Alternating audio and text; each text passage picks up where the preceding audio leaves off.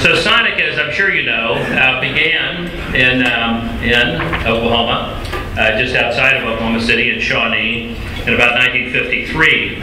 It was founded by Troy Smith, and originally it was called Top Hat. I think there's a comment to that at the bottom, to the effect of the bottom.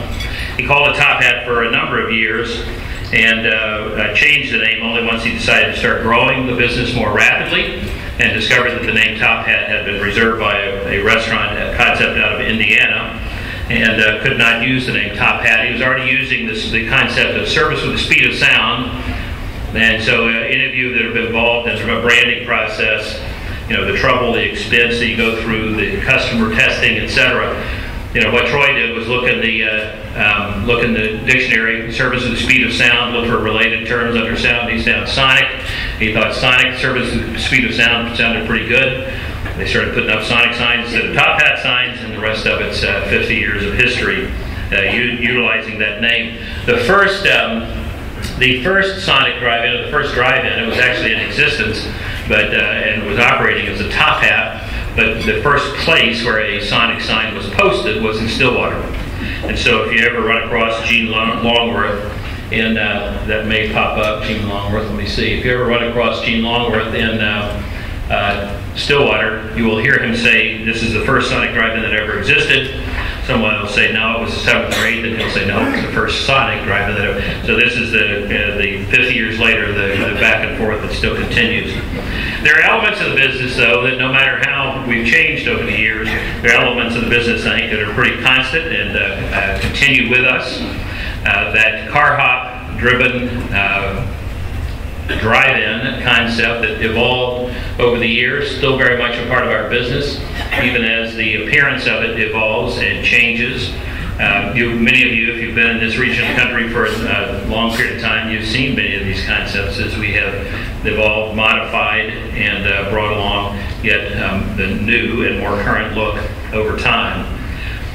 With this, I think it's fair to say that we worked to continue to provide a really distinctive drive-in experience, one with kind of a fun, retro, future sort of look about it that stands out against our crowded QSR segment. We say QSR, quick service restaurants, term for the industry.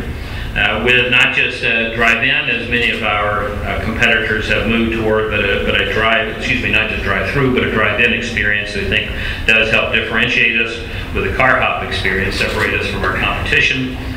A variety of items on the menu, all made to order, and allowing the customer to really do a high level of customization, which almost by itself brings on a level of differentiation because of that customization, because the food is made to order.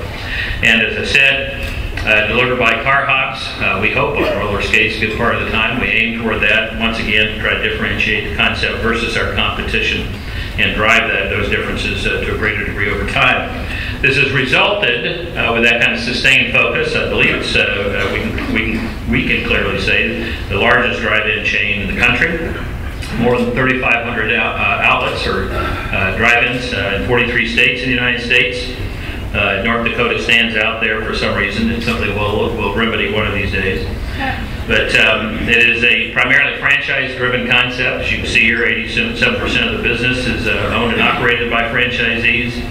And still, in spite of a moderately mature restaurant industry segment and a business more than 50 years old, still substantial expansion capabilities for our brand across the country.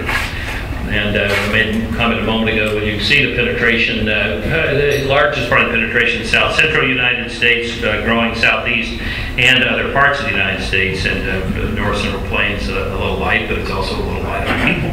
So I think that makes sense.